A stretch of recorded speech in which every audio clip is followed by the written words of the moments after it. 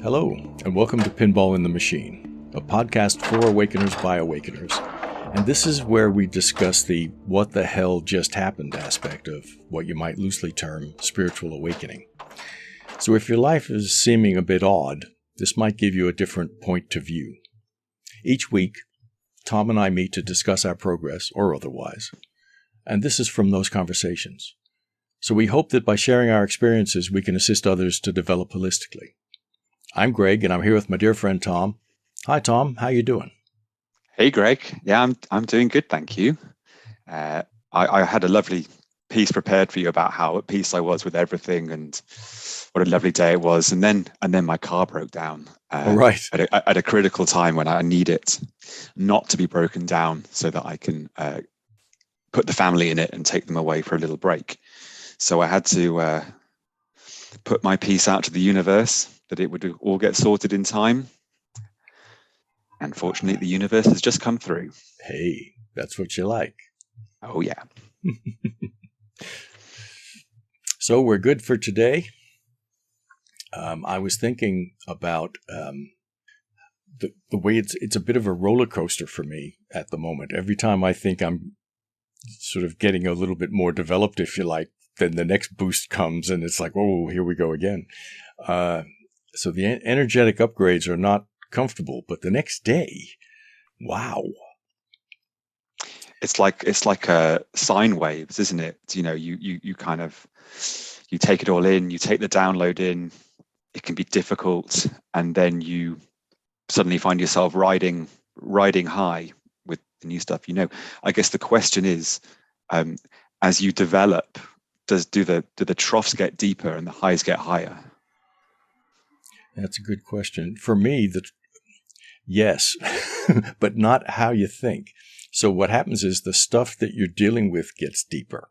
It's almost like you're getting down to the real nitty-gritty of the karmic, whatever it is, the soul's karma, perhaps. But because your resources are enhanced, it's easier to deal with it. But it still throws you a curve.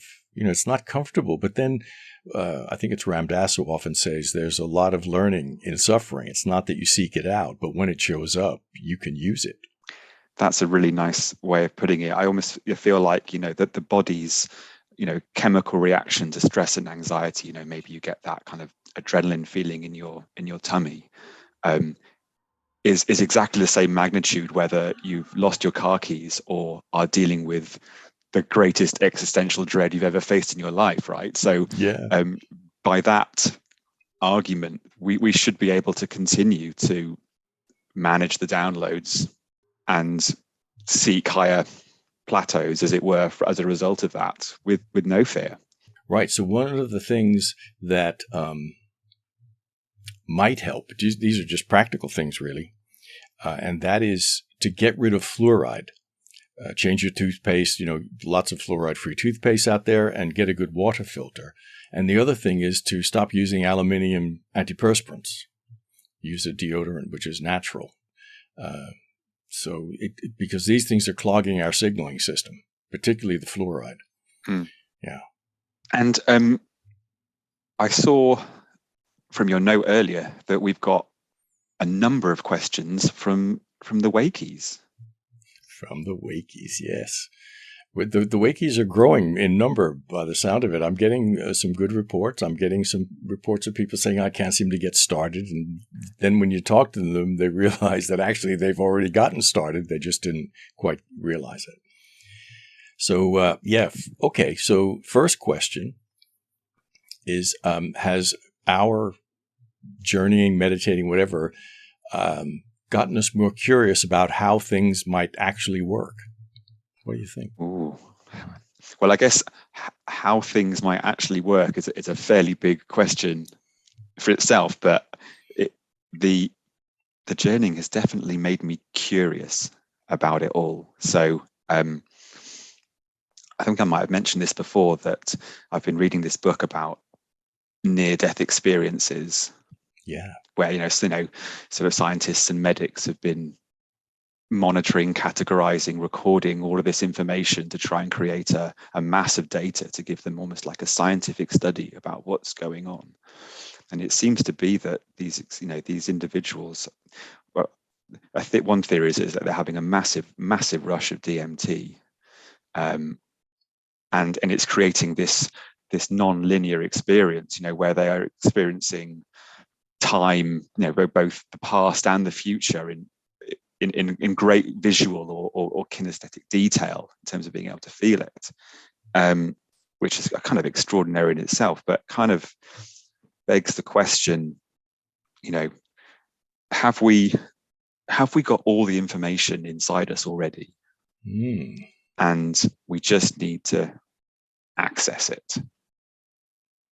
Well, there's an idea. That's good. So you've been digging. Yeah. In a way, yeah.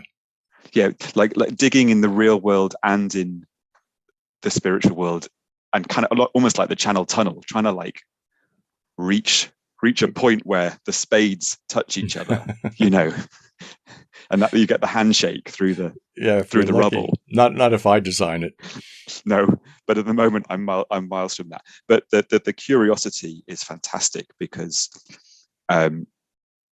it's joyful, and it just keeps you coming back. Yeah.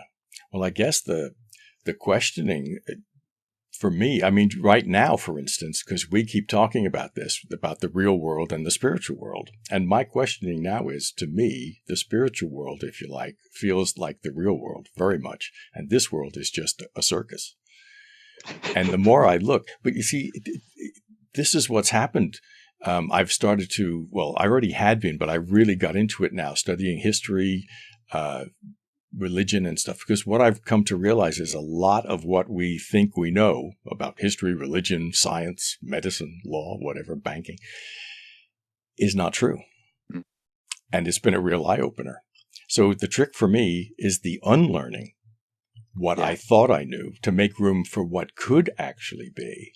And what I'm finding out about what could actually be true is amazing. So, in practice, letting go of the learning, the old learning, is a lot more difficult than it is in theory, because it can create huge cognitive dissonance. And so we avoid it, because those beliefs are part of our foundation. They form our reality. So when you start to experience a different reality, or let me put it another way, when I start to experience my different reality, what I realize is that the world I think I'm living in is not real. That was the big, like, whoops. So fortunately for me, I'm a rabbit hole dweller. I jump, show me a rabbit hole of interest and I'm there. So I've been questioning things for quite a long time, but even so, this has been a real awakening for me. And so I've been studying ancient civilizations, ancient teachings, sound technology recently. That's amazing. Shamanism. And there are two people that, one is Paul Selig, Selig, and he channels his guides. And from what he teaches, and he has many books, and I have virtually every one of them, I use a little mantra of his every time I journey. It varies slightly from time to time, but it's the same basic mantra. So I found him very, very useful and still do. And then there's Ram Dass, whom I avoided for probably 30 years because I thought his name was pretentious. And I get a lot from his teachings. And there are many teachers, if you find something that's of interest or you just start to question things, then, your eyes will open and your world will change. And something as simple as the idea that we could not build the ancient pyramids today, even with our so-called advanced technology. And I believe it's the technology that's holding us back. I don't think it's advancing us at all. You see? Wow. Because they say that, they're talking hundreds of tons of megalith put into place, and you couldn't fit a razor blade between the two. We can't do that today, right? So I think that the technology is actually doing the opposite of advancing us. I think it's holding us back, because what happens is we rely more and more on something outside of us. I have an app for that. Oh, thinking, yes, I have an app for that. So we become more detached from our divine magic. And when we journey or when we meditate, then we reconnect. And this helps us with our set. They talk about set and setting. Well, when you journey, it's the same thing. What's your mindset? Well, if you have that mindset to connect with your magic, then the journey just lines it up and you are good to go. I remember talking to an eye surgeon. God, this is a few years ago now, because lasers now do, it's all laser and computers and stuff like that. And he said, we're losing our skills. Mm-hmm. And I thought, wow, that's scary. So going the other way, in other words, to me, the question for me is, well, what's real to me and what isn't? And the more I look at the incongruencies of what we call history, for instance, oh my goodness me, and listening to some of the people who have, Freddie Silva and Graham Hancock and people who have explored this for years and years, and there are many of them. It really is an eye-opener. So I'm going on too much about this, but I just love it. Well, I think there's about 45 episodes in there. Yeah, at least. Fantastic. So what sort of things, this is the second question, this is going to run and run. What sort of things come to you in a download is the question, what we call a download. Okay. So I think for me, it depends a little bit on what the intent is going in. So I sometimes find that my intent is quite maybe personal or relationship, or almost kind of real worldly based. That there's something in the real world that I just haven't quite got a grasp of, or my subconscious is sort of knocking on the window saying, just have a little look at this. And when that happens, it could be an insight into somebody else in terms of how they're feeling, who they are, what drives them. And sometimes the more you know somebody, the more detailed that can be. We've talked before about sometimes having an experience where you actually have a conversation with somebody else while journeying, and it's like they're there because your mind has somehow managed to construct all the little foibles of who they are, how they speak, what they look like. So just like if you're having a dream in your sleep, you might actually, you might have an experience like that as well. Yes. But at the times when the intent is much freer, or more cosmic, or whatever you want to call it, that's where you get more of that kind of kinesthetic, or or that feeling, maybe a feeling of oneness, or that everything is connected, which can be quite a euphoric experience. And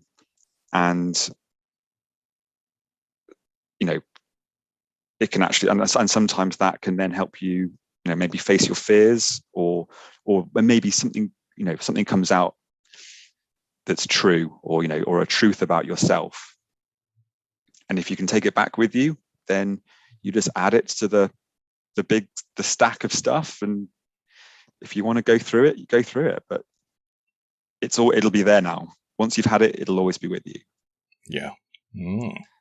Well, the download, and let's, I guess, clarify the term maybe. I use three main categories in my head. The download is information or insight. And it can come to me during a journey, which it often does, but it can also come during times when I'm not thinking, which is actually most of the time. And although I'm a bit tongue-in-cheek about that, it actually is a really good place to be because it takes you out of your head. Okay. So there's the download, which can come during the journey. There's the dot connector. Now, the dot connector is like a mini download to me. It's a simple connection to something that fits in the puzzle. And then that can lead to another and another. Before you know it, you've got a much bigger download. So it can be like the precursor for me to a download, just a little connection that I hadn't made before. And then there's the energetic upgrade, which people have been asking me about. And that's the bit that's a bit unnerving, but the results are amazing. And maybe we'll do a whole thing on that one day. So for me, it's the insights and the connections. And they give my life a new meaning because now I have different connections to make with whatever happens. And it doesn't mean that I have the answers, but I have the information relevant to me. And I think this is really important. I've been saying this to people in the last few days as they've been asking about the podcast and asking about, for more clarity. And basically it's do it your way. However it feels right to you is the right way to do it. It's not my way or Tom's way anyway. So, be aware of synchronicities, I would say. If you're looking for a download, the synchronicities are especially important, particularly, clocks are good. Digital clocks, you'll often see the numbers lining up. And sometimes it's almost like they can play a game with them, but I won't go into that here. But especially if you use things like the tarot or runes, you may find that they become much, much more accurate. Now, I do have a lovely set of runes that was given to me by a very dear friend 20 odd years ago. And I've rarely used them. I use them from time to time, but as I've been using them recently, magic. They are absolutely bang on. So there's a way of getting a download through a medium, if you like, to give you focus. So pay attention to that. That's really nice because I think I'm recognizing a definite difference between that sort of associated coincidence, like when someone tells you a brand name you've never heard of, and then of course you see it on the bus within 5 minutes. That's different. This is where, for me, sometimes the universe presents me with a picture in the real world that I absolutely, definitely was just there before, previously. Yes. And it can't possibly be a coincidence. It's a much more visceral version. It's not even deja vu. It's not even I think this is a bit similar. It's oh wow. Yeah. Oh wow. Yes. Yeah, exactly. And I think that's then where quite often I'll come out with impulses. An impulse to be creative or to seek a bond or to strengthen a bond or to be disciplined in some place or just to be mindful of a personal trait that's kind of come out of the wash. But in sort of opening up my heart as a result of it and acting on these impulses, I feel quite settled in the pattern that I'm going through, and I'm going to keep on going this way. Great. Yeah. And another thing for me is keeping a journal. Now, I'm not someone who has ever kept a journal, but I keep a journeying journal. And I urge anybody who's listening to do the same, because what may seem insignificant, you write it down one day, but then a couple of days later, something else pops in. And when you add them up, you go, oh, wait a minute, there's a connection. And it's interesting for me because the word journal comes from the Latin meaning daily of the day, which really works for journeying as well. Do it daily for the day. So when I was thinking about this question, I went to my journal and I started to look back. I started to go backwards from yesterday on. And the first page I came to was a little rune reading I'd done. It just opened at that page and I thought, oh, and that's why I commented on it earlier, because it was almost like that needed to be said. And whilst thinking about the runes, I got the download, but I sort of ignored it. And I went back to the journal to look to see what my downloads had been. And then I got it, and here it is. Earlier this year, they, whoever they are, let me know that for me, the Tao needed to be my focus. This was part of their teaching without teaching, because what they said was I would be learning the Tao through doing the podcasts. And I thought, well, there's some cool information, because now I don't have to, I study the Tao, but I don't need to overcook it because they're going to do it for me. And I thought, well, so far so good with me. But the fun was about to begin, because they then decided that it would be they who wrote the podcast. And I said, well, that's interesting because we're not scripted.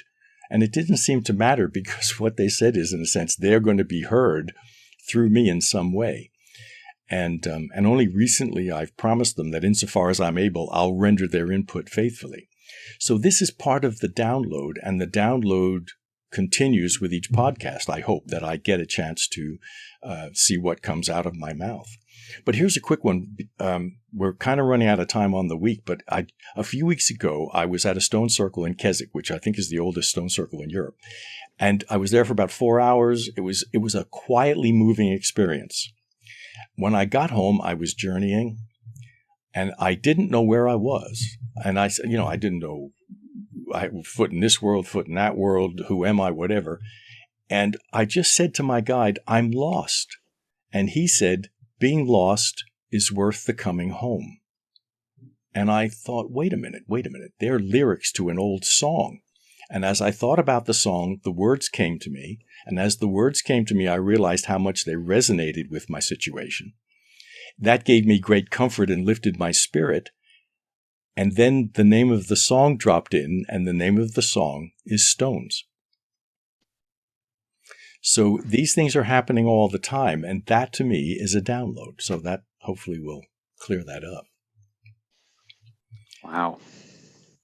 And believe it or not, we haven't time for that third question. Oh, there's always next week. There's always next week. So that one is, what is the most significant thing we've gotten from a download? What is the most significant thing? So we could open that here, but we're kind of at the end. So maybe we can introduce that next week. What do you think? That sounds good. It sounds like a cliffhanger. Ooh. Yeah, because that brings us pretty much to the end of another episode. So thank you all for listening. If you've enjoyed our meanderings, please rate and review us on Apple Podcast or whichever platform you're using. We'd really like to hear your thoughts, and thank you to everybody who's contributed. We'd love your questions, your experiences. You can now reach us at https://pinballinthemachine.com. That's one word, Pinball in the Machine. You can find us through our Facebook page, hello@pinballinthemachine.com if you want to email us. So from myself, Greg, good day. And from my dear friend, Tom. Cheers all. See you next week. We're down.